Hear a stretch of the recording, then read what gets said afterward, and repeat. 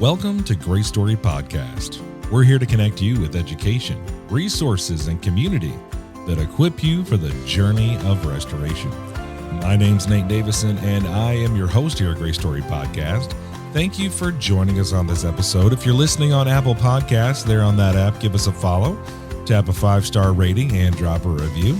If you're listening on Spotify, give us a follow there and hit the notification bell to never miss an episode. We're always eager to hear from you, so feel free to send us an email. Any suggestions you have, Nate@GraceStoryMinistries.com. Grace Story Conference is coming up first weekend of November.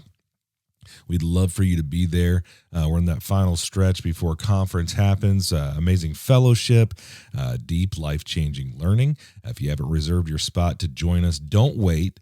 You're wanted here. You're one of us. So come join our community of people who are leaning into courage when it feels scary and growing in their understanding of who God really is and having fun along the way. It's a special thing, special event that you won't want to miss, and you just won't find it anywhere else.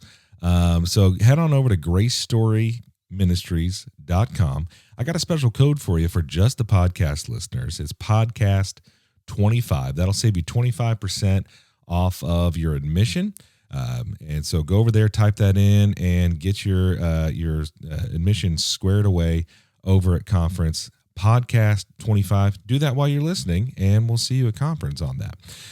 So today, for this episode, we want to look at uncovering how our physical bodies bear the weight of trauma, and how that our faith plays a pivotal role in that journey to healing. Whether you're seeking to understand your own experience or you're trying to support a loved one who's been going through something, or just can't move past something, whatever it may be, I think you're going to find today's insights invaluable. And for our expert, we went out to get an expert. It's a licensed counselor. It's Maryah Sapp, and she's joining us from Thrive Point. And Maryah, glad to have you on Grace Story Podcast today. Welcome to the show. Thanks, Nate. It's nice to be here. It's a real pleasure to kind of come in and talk about anything to do with trauma, because that's the scary stuff, and I really want to make sure it's like achievable and bring some whole fullness back in. Yeah, because I mentioned in our previous podcast the phrase I learned recently: "No child goes through childhood unscathed." There's always some level, but sometimes we put on ourselves the expectation. I know I did. Going into therapy, you want me to do it in 6 sessions? I got you in 5. I'm going to achieve and get this over with. But it's really a journey, as we'll find out. Just to start off, there's all different sorts of terms for, body keeps the score, body memory. Maybe let's just lay the groundwork in your experience. Can you explain maybe the concept of body memory? What the definition is there, and maybe in layman's term, what we're talking about here. Yeah, I come at it from 2 different spots. I started as a counselor, and I worked with a psychiatrist, and I came into the world knowing a lot about how really severe mental health worked inside of people's lives, and it does, as we all kind of starting to learn, it does come from trauma.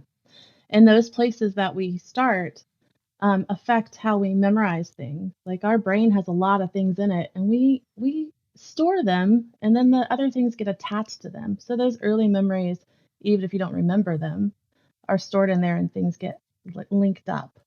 And then I went to massage school and became a medical massage therapist and did that for 10 years and layered that with my counseling. And I found a ton of information when the body is stressed, what comes out of that, and what also becomes our story of our body and our brain together. So that's kind of where I'm coming at it from, is the layers of those 2 pieces of anatomy and physiology and the brain and spirituality. So that's kind of my world. Yeah, there are detractors, of course, as I can already hear them listening in, like, oh, here we go, Eastern medicine. Okay. But it's kind of undeniable that there's a connection between your body and your brain, obviously. But it affects your body differently than your brain. Maybe let's dig there. How does trauma affect your physical body differently from your brain? Yeah, I combine them so much they just don't untangle too easily for me. So as we're talking about it, I really kind of look at what is your body doing that your brain has information from. Mm, I think the stomach itself sends like 70% more information to the brain than the brain does to the stomach. Our bodies wow. are in charge. Wow. What happens to us physically incites all the memories to come up. And so one of the things I learned very early on is working with the psychiatrist and working with some individuals for trauma. They had such deep trauma that they just automatically did things. Like one of them was rocking in place. You know, you Mm, rock in place. If you get really upset and you're crying, your body just naturally rocks. And I didn't understand that. And she's like, one of the things I want to figure out why I do this. And I'm like, I don't know. I'll look. I'll research for you. I don't know what this is. We'll see. We'll figure it out. I'm young. I don't know all this stuff. And I was going to massage school that night. And when I went into massage school, they taught us how to rock the body.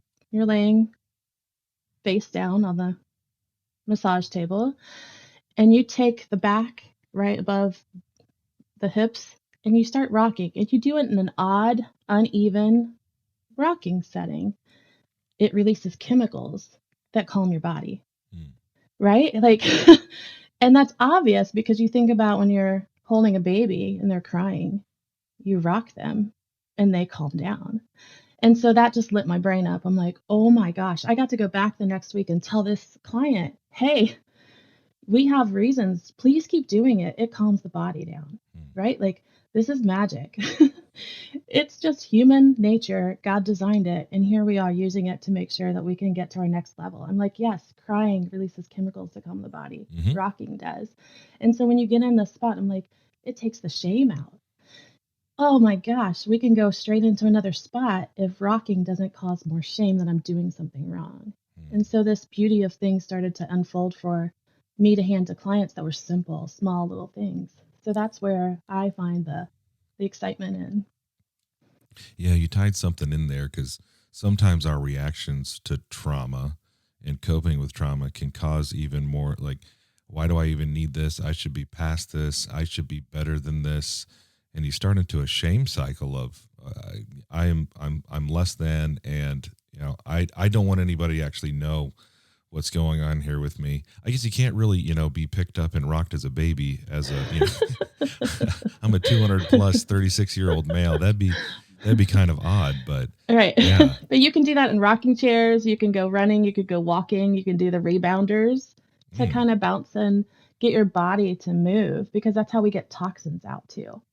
So all those things that store up in the body when a trauma happens, a physical pain and emotional pain, we end up with physical, emotional woundedness. They're stuck spots, and you have to either physically massage them out repeatedly sometimes, or you've got to emotionally massage them out with the help of a counselor or sometimes even just a friend, but a minister, somebody that has some abilities to guide you and help you through that. So that's where that comes in for the body and the brain and that connection. And I see them so intertwined; they're hard to pull apart. mm. Well, and you mentioned there a little bit of kind of putting in the back seat, unresolved, just kind of building up. How does unresolved trauma impact your daily life, both spiritually and physically? How does that, Yeah. if you don't deal with it, whether that's through some somatic method or through licensed counseling or help, if it's just sitting there, how does that manifest for the average individual in daily life? Yeah, I think it's in every moment, and I don't want to get too like microscopic because I think that does bring more of that shame and like hiding. So I usually just say it comes out in the patterns of how we walk, how we hold ourselves, how we make eye contact, those small things. But that spot just kind of trickles in and moves through every other part of our lives. So even if we can do like one shift through something that makes me go, oh, I have a place that I belong. Mm, And my God, it made me. I usually start with a lot of self worth pieces when I'm doing some counseling because when we can find a place that we have that we know we are held tight, it creates so many possibilities that can, move through. The residual stuff that does stick around, it shuts us down. It helps to contain our world, which makes us feel safe. Anybody that's got trauma, the residual trauma makes it want to design your world so it shrinks. And that's really safe, but it shrinks it to the point that you don't have that outside people, and you're not bouncing over and around in other relationships that are really tough, but also that's the thing that heals us, is kind of bouncing in there. So those residual holding spots can manifest as stomach, IBS, all those kind of areas of very destructive digestion. And if you can't get toxins out in that way, then your body will try to sweat it out, go in through a different, mechanism. We've got lots of different fluids that run through it, cranial fluids and lymphatic fluids. It'll try to get them out in other ways. But when we have that trauma and we're not moving, or we're emotionally stuck, it can get into locking down a lot of systems because we're always in that fight flight mode, and our bodies don't go into that calming parasympathetic. So I can go really deep in there if we want to go that way. No, yeah. What are you thinking? Yeah, talking about the fight, flight, freeze. There's even fawn, disassociation, all those things. But the main one's fight, flight, freeze. And you touched on something I want to sidebar into, because you mentioned kind of controlling your environment, of creating your own environment, keeping it smaller. And I wonder your thoughts on if you don't have outside help in determining and helping form your reality. Some of those traumas that you're used to can feel comfortable, at least in my own experience. A little bit of chaos. I'm an emergency department nurse, and a little bit of chaos feels comfortable to me. It slows down for me. I can think more clearly in those situations. And I think for others, it might not look exactly like that, but it might look differently. You may create a small world of comfort, and I'm just making this up, but a small world of comfort that is still, just kind of chaos, but it's comfortable, but it's certainly not helpful. What are your thoughts on there, on outside help of creating that comfortable space? Yeah, I do agree. It's very easy to do that. I am mostly entirely a marriage counselor. And when I only have one person in the room, I feel it's too slow. So I'm in that two people. Yeah, give me that relationship. And I do a lot of this infinity loop in the air when I talk about relationship pieces. Because if I'm in the stress mode and I'm just bouncing off of myself, I'm just going to echo my anxieties and my stress and my stomach problems and all the other symptoms that show up. If I have outside people, even if they're acquaintances, I'm bouncing into other people's stuff, which could be great or horrible, but it is that dance in somebody else's world. And you get some feedback loops that can pull you out of those patterns of chaos, closed down, shut down, anxiety ridden pieces that can give you like, oh, this is not as scary. I can do this. I did this. I got back into my safe world and I walked out into it. I do hope for people to get the therapy that they need, because I think a person that has been trained in trauma is very different than the friend zone, because friends will help you just feel comfortable. It's a different world to go into the therapy and walk in. As you know, that is a very special spot to be open and create vulnerability and safety at the same time. Well, and I hear people when they talk, and I was there, talk about going to therapy. They're like, I don't know what I would even talk about. What do I need to tell them that I need to work on? And it's not like that at all. You just go in, and you wouldn't go to a doctor and say, what do I need to tell them that I need for medication? You just walk in with your signs and symptoms and start a conversation. But you don't even necessarily. There's that story that we had a few episodes ago of, the two fishes. They're young. A bigger fish comes by and says, "Hey, how's the water today?" Like, huh? Yeah. What's water? If it's your environment, if it's all you've ever known, you may not know that something's wrong. It's just what you know.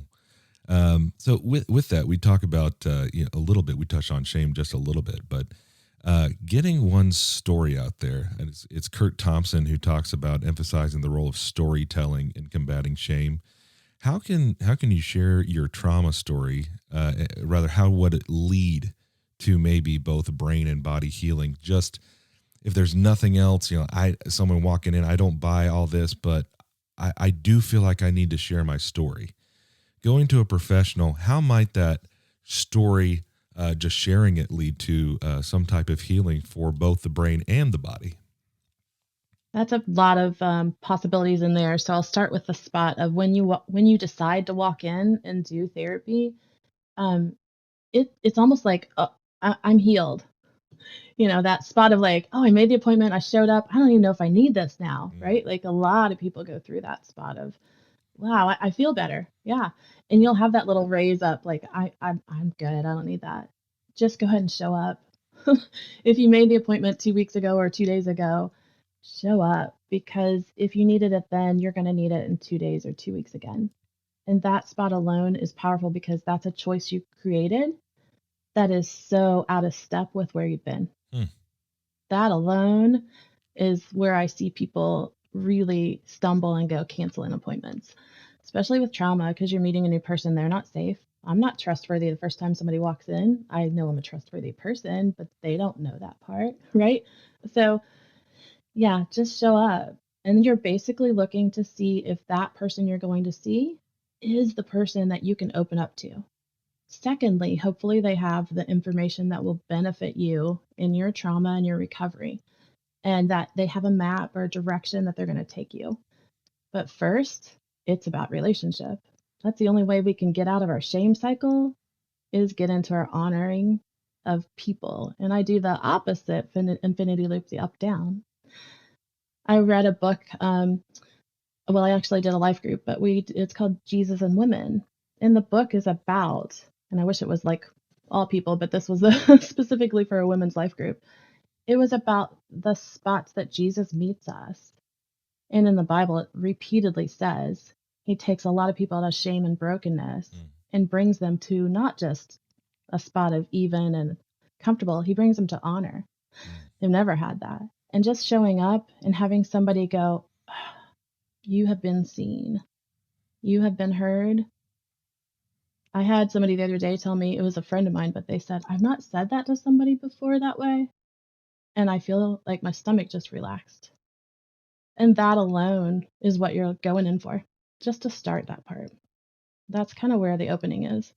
Yeah, I know there's some that may be a little skeptical, of the body brain connection, which is interesting to me because there's so many other ways that I mean, when someone goes deer hunting and they talk about that deer high, after you've harvested your first buck, and like, I'm shaking. Well, like, there's a brain connection there.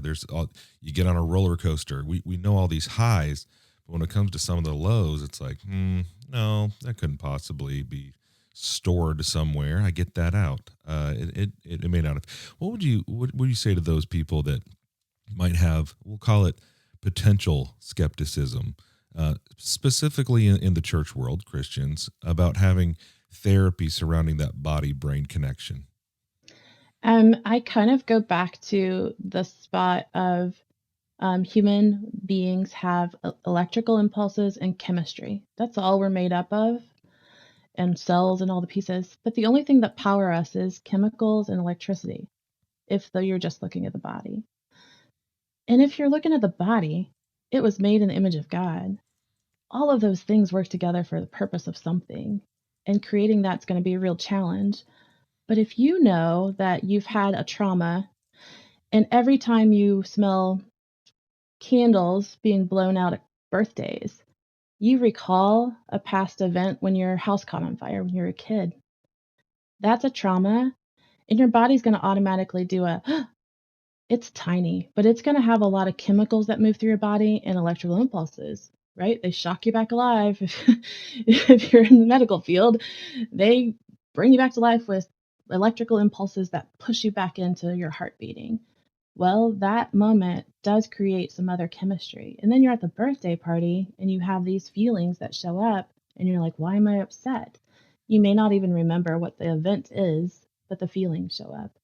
And so that example of, birthday candles inciting a spot that gives you a fear at a birthday party, and it's based out of something in the past, your body is reacting to it. And if you've ever broken a bone, you still have some little bit of trauma like around that because your body is still protecting that spot. There's a guy that was in like the 1950s. His name's Alexander. And Alexander came up with this Alexander technique. He named it after himself. He was a speaker, like in Shakespearean monologues, and he would lose his voice halfway through his monologue. And so he started like working with moving his neck and head and shoulders till he got it that he could walk through or read through an entire or speak through an entire monologue. And so he came up with how to use the muscles.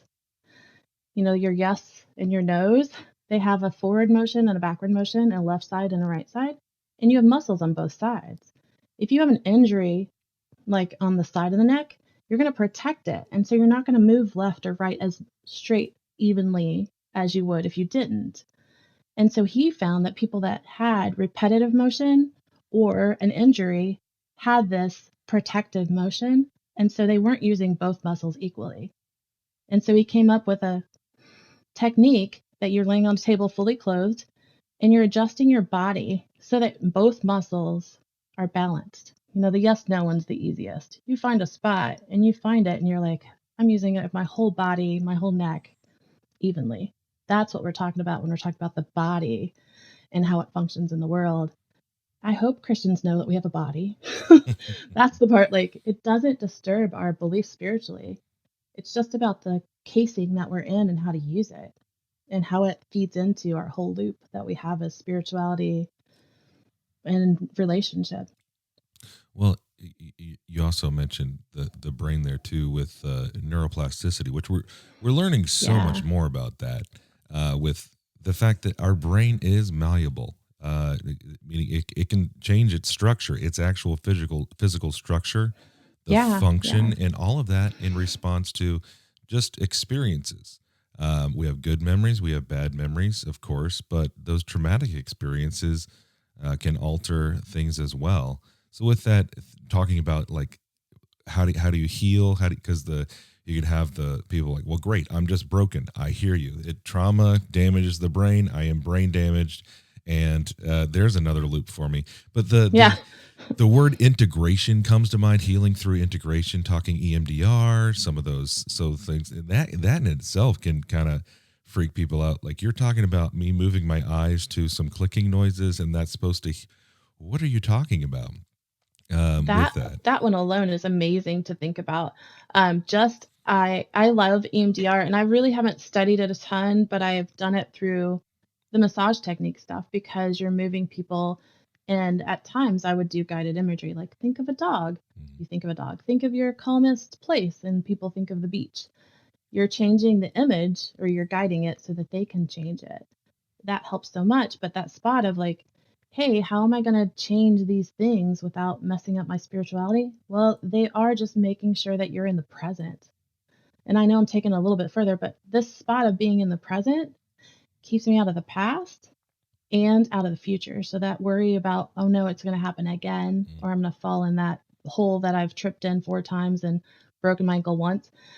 We can stay in the present. It gets us more powerfully into the moment, and we forget about some of the past, and some of those can shrink. Some of those memories can shrink, and EMDR helps kind of untie the parts of the brain. Just to give a little more technical of how the brain works, but I'm not going to do super because I try to keep it simple and I'm not amazing at remembering all the stuff.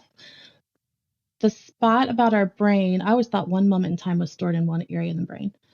It's stored in many different spots depending on what it is. So that birthday party you went to, or I went to, it would be stored in the smell that we can't really recover from, and we don't know that. We don't recall those easily. It's stored in one spot. Sounds are stored in another. Numbers are stored in another. Pictures are stored in another. So when that memory memorizes, it can be triggered by lots of different places. That's heavy. Like all this stuff coming at you. But once you get the feelings untied from the memory, the pictures or the sounds, or the feelings are untied. Once they're untied, you can put that box in the back closet in your brain and it stays there. That's what the EMDR, repetition, left, right parts of our brain help us untie them. And it is very simply untying a memory so it stores differently. And that's all you're doing. You're not changing, your spiritual beliefs or who you are or how that is for the direction of your next path. It's about, how am I storing the stuff in my brain? I memorized 2 plus 2 is 5. Now I got to unmemorize it. I got to put it back into 2 plus 2. And that's repetition. And you're doing that with a little bit more of touch, feel, or a light bar. That's kind of how I explain it. It's just a really simple pathway.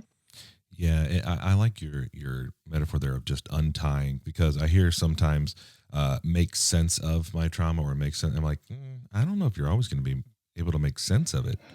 Yeah, that's scary, right? I don't want to go back in and try to make sense of it. It's probably irrational. With a lot of traumas, it's something that should have never happened. So how are you Yeah. going to make sense of it? Instead, maybe it's just understanding your reaction to it. Because all you're talking about is moving towards being a functional adult self, and decreasing those reactions, those heightened startled responses, muscle tension, other physical manifestations you've already mentioned.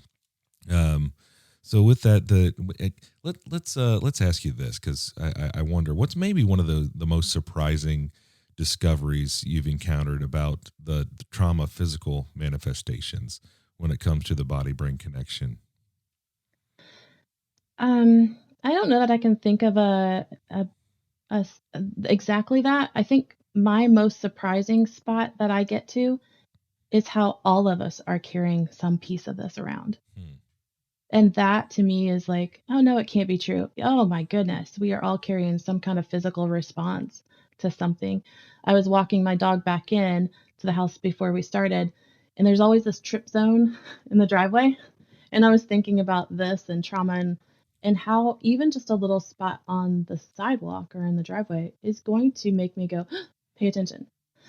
That is the injury that keeps us alive, safe. It also is the injury that can make me hold my breath. And when I hold my breath, I'm affecting every cell in my body. My brain doesn't get the oxygen. I tighten up my chest. My anxiety breathing goes here. My heart races. And so we all have those responses. And we have to go back and retrain and repeat. And giving ourselves that spot of like, okay, I passed the spot. I don't have to be in that trip zone anymore. I'm past it. Take a breath, reset, instead of holding it the entire time of the next hour. So if that helps that's always surprising to me. We all in this world have some kind of response trauma. Well, in response trauma too, if you think about it, if you're not actively pursuing what that's about and doing the intricate unraveling of it, then you're just managing. You're just kind of carrying this around and managing it like that guy that carries around the football with the nuclear codes. It's just always handcuffed to you, and you're walking around. It's just always going to be there, and that's unsettling to think about. I hear what you're saying with this too, and it seems like a lot of it could go with or without. And understand me here, Christianity. It's something. If it's something that is happening, and I believe it is, the brain body connection with trauma. With that, you could disengage Christianity from it and just try to treat it. But I'd like to ask you, how does faith and the faith journey influence the body's response to trauma? Why is it important, in your opinion, to keep the two together? Good question. Yeah, in 30 seconds or less. Yeah. I don't know how people live without a belief in God, but I definitely understand the confusion about who and what God might be. Yeah. We all struggle that, and I think that's the connection. If you feel that led to have that connection, it is a part of questioning, who am I and who is this God that I'm trying to learn and be connected and have a relationship with. Once you get that, becomes a core inside of you. You're like, I have this no matter where I go. I have this trauma. It follows me around like a bad puppy dog. And I have this connection with a greater being that is my salvation, my savior. That's warming. And if I just say that, I get kind of tingly because it has meaning to me. But other people, if they're in their rockier spots or when I have been, I may get really sad and cry. But that's a connection too. Whatever it is, if you're questioning who God is or what is that to you in your relationship with the world and God, you're connecting. And that's the only purpose that we really have to do is do connection. Just keep walking into it. It opens our heart to open the possibility of something being given in return. Is that kind of making sense too? Oh yeah, it does. Because I'll tell you, growing up in church, and even for some, not grow, it's easy to just kind of make it an on-off switch. Like you either believe in God or you don't. You either are in a relationship with God or you aren't. You either like it's a not a continuum. You repented or you didn't. Bless God. And it can even me talking that way can be somewhat unsettling or deregulating for some individuals listening. But what you're saying, I remember hearing someone the other day talk about Job, and he all through what he was doing, he was saying a lot of really emotional things to God that if you read through it, especially in language that's more contemporary, you're like, are you allowed to say that to the Creator? Like he should smite you. But then when it came to him and his friends, he said that he loved what Job was saying essentially. And the reason being, he never turned his face away. He directed all of it to God. And whether that's unbelief or that's anger or that's sadness or that's joy, whatever emotion, as long as we are keeping our face towards God, it makes a lot of sense there. I had one friend say too, and I loved it, as they're moving through what is, what isn't, who God is, what it came down to, if there's just a hope, I'd like to hang on to that hope. Yeah. If nothing else, that's its own journey. It's a faith journey. Wherever you are. So with that, let's kind of pivot over to that since we're already kind of talking about it. How can Christian communities better support those with trauma when it comes to this? Yeah, I would say as you're coming up with how to support, the individual part is, if you will grab the Bible and go through, if you're still in that crying out phase, like you said, Job did a lot of crying out to God, and it was not pleasant, and I would think it was very angry at God, but it still was connected with him. Then go to the Psalms. Like a third of the Psalms are a lament, a sadness, a crying out to God. And that's, if you can't even find your own words, that's what God wants. He wants a crying out to him. That's the connection that we have the ability to connect. Yeah. And God can take it. God is open. The fact that God not only like looks on us, but his heart goes out to us.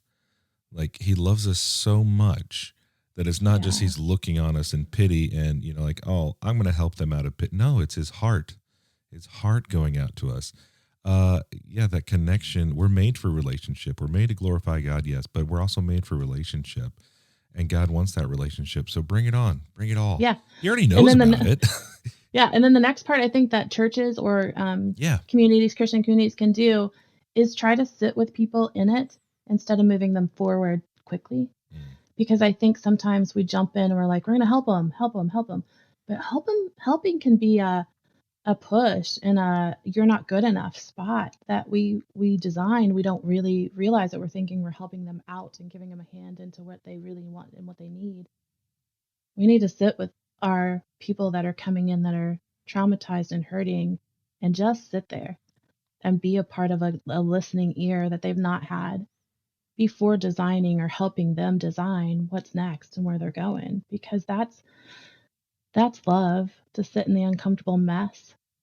That's what Jesus does. He sits in our uncomfortable mess and stays with us, even though we have a lot of brokenness that we toss around at everybody, including him.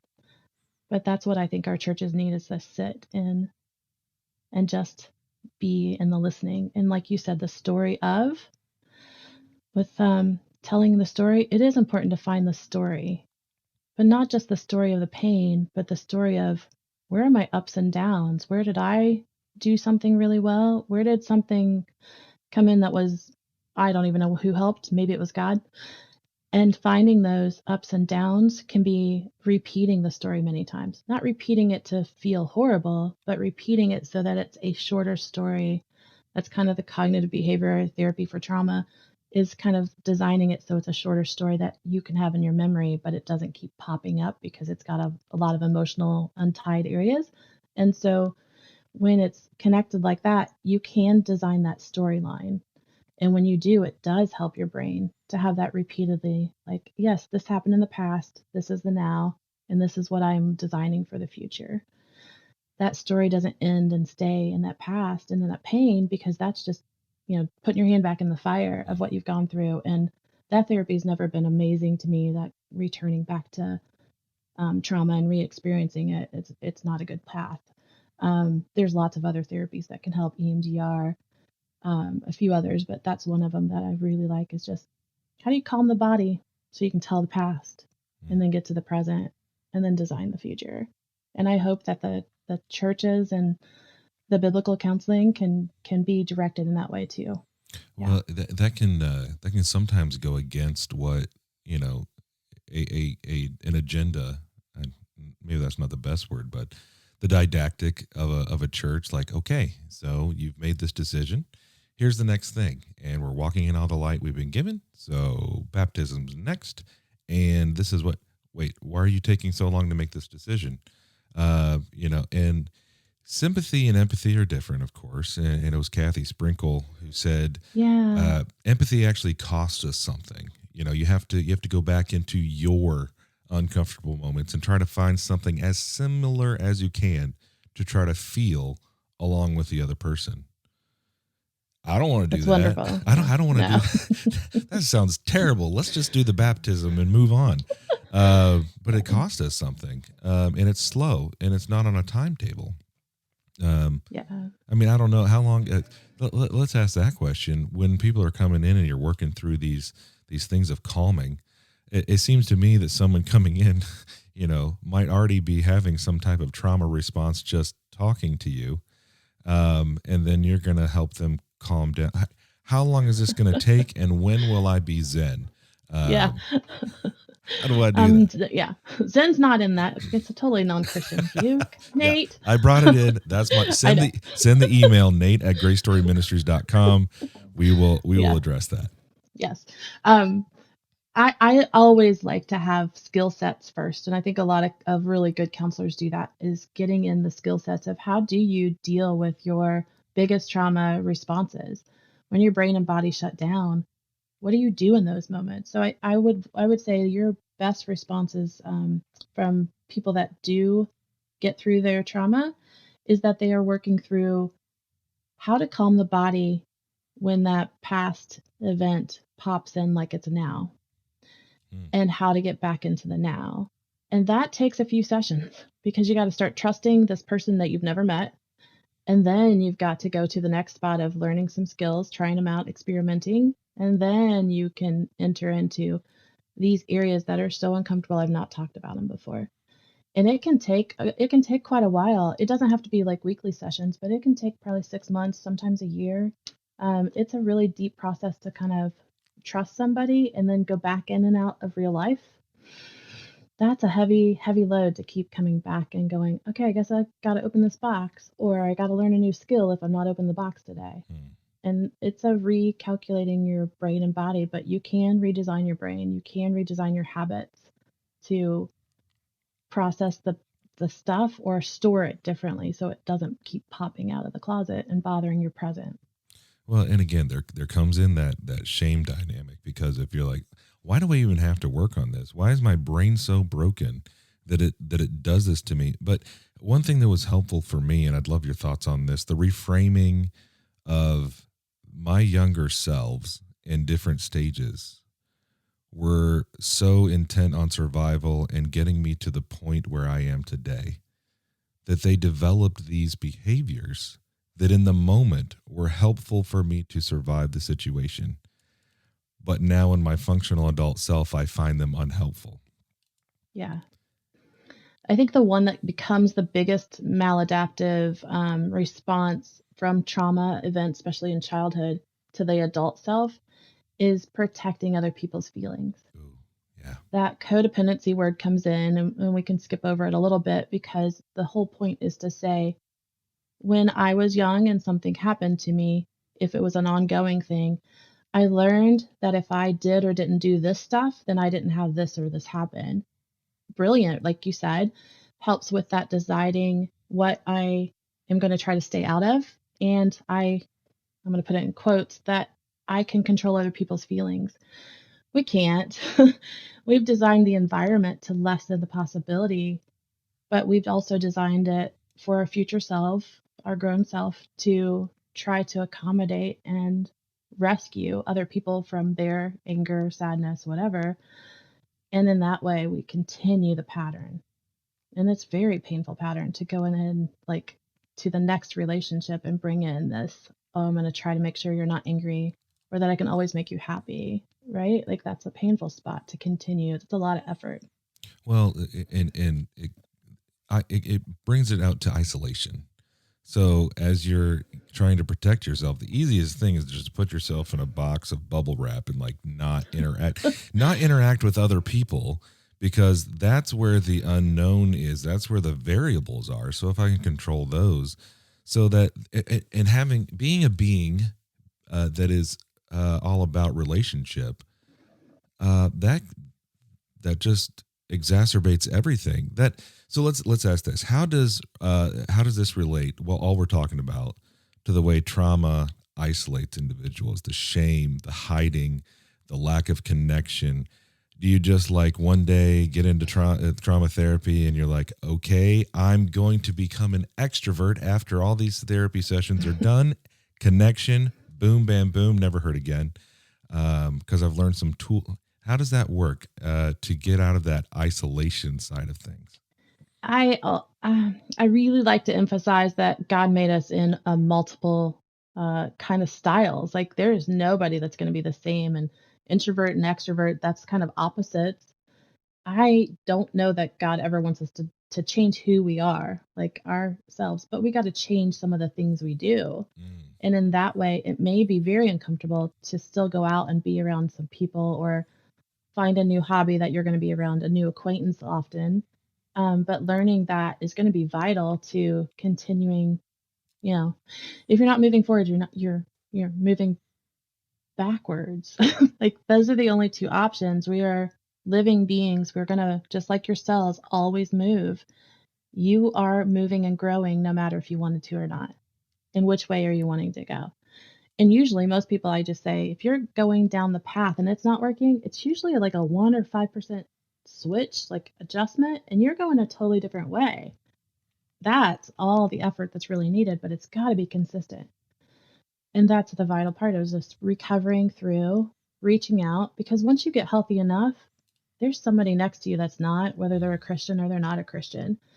And so it's about getting healthy enough, not perfect, because none of us are, to start reaching out and understanding each other. And empathy is a lot easier if you see yourself as broken because you can stay in that spot and go, oh, I've been there. Oh, that's me, right? In some of those ways. And if I get to that one up stage, I've lost that ability to be empathetic. And that's what's really needed with our, in our churches and everything in our neighborhoods is to reach other people just by being human and saying, yeah, I've been there. I can see that, and helping from where they need, not where I want to give. Well, there is a right way to do things, which there is also a wrong way to do things, and it's not always. I'm working on a podcast episode on intent and the unintentional damage that happens from groups, and it can be one of those things when. As we're going on our journey, if people don't really know what they're doing to help you, they're not sitting there in it. They're not trying to understand. They're trying to just get you out Like, why don't you just leave the situation? That it's the house is on fire. Like, let's go. Which I get. That makes sense to me too. But there are different ways that maybe the church and the body of Christ goes about helping individuals that aren't helpful and are more shameful and just behavior control. I'm thinking of one example of using the adage of what would so and so think? What would your pastor think? What would your dad think? And that just denotes shame coming out of it. With the church, we've already talked about how important it is to do this right. But are there ways to constructively call out that, first of all, what do you think of that type of behavior? Using shame as a tool to move people in the right direction, whatever the right direction may be. And then also, are there ways that you would recommend constructively calling out, educating, pointing out these what can be either hurtful, unhelpful, or unintentionally damaging moments for people that we're adults, not kids, and we're making choices. So what were your thoughts there? I think, and I hope, and I haven't seen it more recently. I know they still exist, but I don't want anybody having the shame. And I also want people to have like a barrier that they don't allow that person's stuff to come straight in, because it is a spot that some people, like you said, unintentionally toss stuff. And anything that's coming at you, I have a visual that I kind of picture myself, and I've used it with other like clients. And I have a picture of a bowl in front of me. So anybody that says something, I put it in the bowl. And then I look at it and intently be curious, be examining it before I take it in as that's my truth. So it's hey, somebody may be throwing that at me, intentionally or unintentionally throwing shame. And I don't want everybody to put up like their block, like, oh, Wonder Woman blocking it. I want them to be able to put it in a bowl and go, oh, that's trash. I'm going to throw that away. Or, oh, I have had 4 people tell me that exact same thing. I probably should put it over the side and look at it a few more times because it's probably my truth and I don't want to believe it. Right. And so I think it's both sides. And I don't want to say that you're responsible for accepting shame, but I do want to say that you really want to, as the person that's been hurt, to be very aware and be more respect and designing what you want inside of you. And not most people that have had trauma cannot do that very well. It's very tough. They're like, wait, I have the ability to say that's not me. And they've said it to me. Yeah, you either need to get further away from that, or you need to say, oh, that was unintentional. It was sarcasm. It's supposed to be humor. It was not. I need to throw that one away, or call them out and say, hey, I don't appreciate that. That was very hurtful. And look for that apology so that it is a relationship from that. And if it's a design from a church, you may need to step into that spot the same way. I don't think any church minister or biblical counselor would be offended if you said, I don't know that that's helpful. I'm not sure I can take that in as something that is going to help me grow. And I hope they would be able to accept that and go, oh, let's look at that. I didn't think of it that way for you, as the biblical counselor. I'd hope they'd be able to stay in that relationship and do that work. Whew, right? Let's put ourselves in the hot seat. And again, the email is nate@gracestoryministries.com. Because that kind of, as you're talking about there, you already kind of brought up the idea of codependency. We're talking about individuals with a body-brain connection. There's trauma. Everyone's in that boat. We're all broken. Is it okay, in your professional opinion, with all the caveats, as you're listening to a sermon from a minister, to put what they're saying in the bowl and consider it? Or is it something where, no, I just need to listen to it because I hear this is coming from the pulpit and I just need to listen to the unfiltered word of God here, which is great. Is it okay to put that in the bowl and consider it? What does that look like for you when it comes to the pulpit? That's a hot question. Yeah. Oh yeah, I told you the hot seat. There's already people. They got their opinion. What do you think? Yeah. I would hope that all of us would, because any of the ministers I've known that I would sit under their authority of a church leader, would have that openness and sometimes even announce it. Mm. I'll just go ahead and say my minister this past Sunday said, "Hey, if there's something in here that is heresy, please let me know this week because I had a late night, or I can't remember what his word was, but he said I had a late night. So if there's a line in here, please let me know." They are held to a higher standard. They have that. They have that God is going to look at their what they've done differently than the rest of us. And I think that's true of counselors too. It's not in the Bible that says that, but it is very much a very heavy spot to take on. And it's authoritative, and it's dangerous to think that we could use that to, just say, well, they know better than I do. Well, go look it up or ask the minister, where'd you get that? I've had a couple times I've gone to churches, and this is a long time ago, but I've gone to churches and they didn't even read anything out of the Bible. They didn't even pick up a verse or like quote something. And I'm like, where are we? And then it came out a month later in both of the ones I'm thinking of that there was uh, sin, like sexual sin in one of them and a personal sin and another financial sin in the other. And I was like, obviously, we need to question some of that Mm. stuff.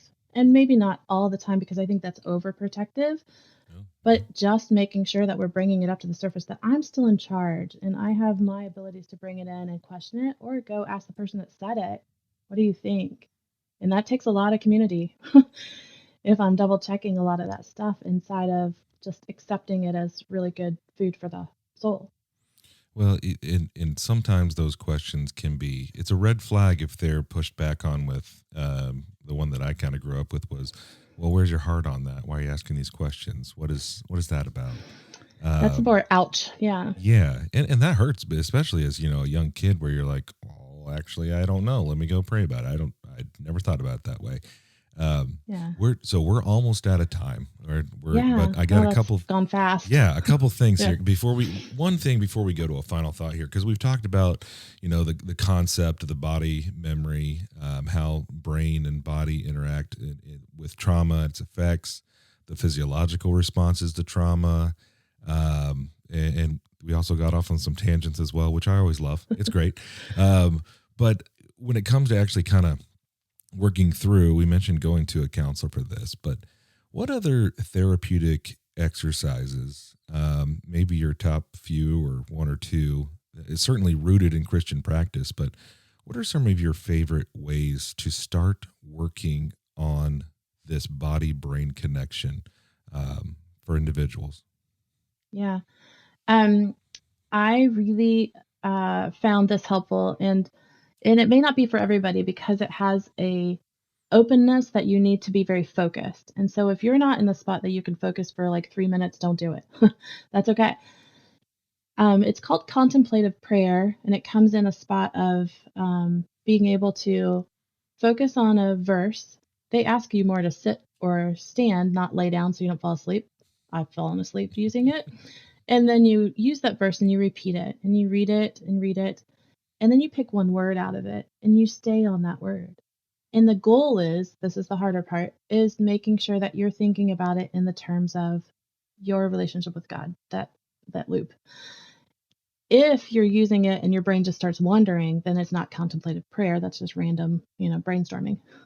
So if you're able to stay in that focus for even like 3 minutes, it gets you more centered. The whole thing that's the body brain part of that is that the more you focus, the better your attention is for like the next 24 hours or something. That's amazing, right? Just being able to focus in on something, whether it's work or whether it's prayer, for a few minutes affects the length of time that you have more attention later. Wild. Exercise is another one. Um, you know, I don't know how it would go back into biblical terms, but there was a lot of people that did a lot of movement back then, and we sit around a lot. So, Mm. if you think of like, um, yeah, the Israelites, they did a lot of walking. They did a lot of movement. I don't know that we can push that far, but that's one of my other things I usually tell people is start moving. That's usually really hard if you have trauma, so I don't always expect that. Um, I like the Psalms. I think I mentioned that one. I like going back into those. Sometimes you can do the praising out of like David writing in the Psalms, but a lot of times it's the lament. And just put your own words in it and read it. Like read it as the Bible, or make it your own lament off of something that you've read from one of the Psalms. Um, yeah, that's the part that I think is really important. And the body brain part, the simple hitting of the vagus nerve. We didn't talk about this. It probably could be a whole nother conversation. When you breathe, when you sing, when you exercise, it hits the vagus nerve, and that resets all of your physical, like heart rate, your breathing, all those kind of parts. And so I like the crocodile breathing where you lay on your stomach. When you lay on your stomach on the floor, you can't move your stomach any further than the floor, so your back moves. And then you fill up your whole lungs. And when you're anxious breathing, you're like this, but when you're doing the crocodile breathing, you're full breath. Your whole lungs fill up, hits the diaphragm hits the vagus nerve and starts regulating stuff. Easy, simple, straightforward. When we have the worst of our times, we usually are laying on a floor somewhere. So just make sure your stomach's down on the floor. Start breathing. And crying out to God is the next step, because that's the connection back from ourselves back to God. Yeah, having our face turned towards Him, and thinking about how there's a lot of talk lately in the last 5 to 10 years, and certainly beyond that, but the emphasis on our identity in Christ, and certainly so. But I think as we're moving through that, the thought of living from that instead of towards it, like I have to move towards my identity in Christ.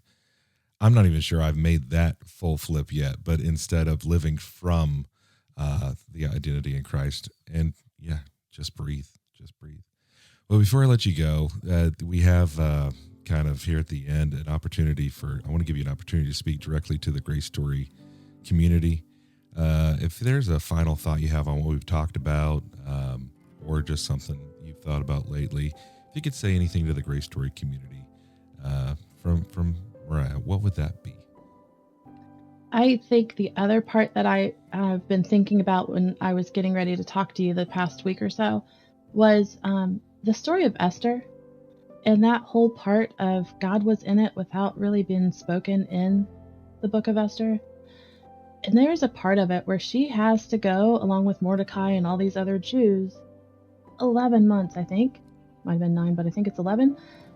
That they knew they were going to die, that they would be killed because of a decree that was passed. Talk about trauma and how they went through it. Esther leaned into her cousin, Mordecai, asked for prayer.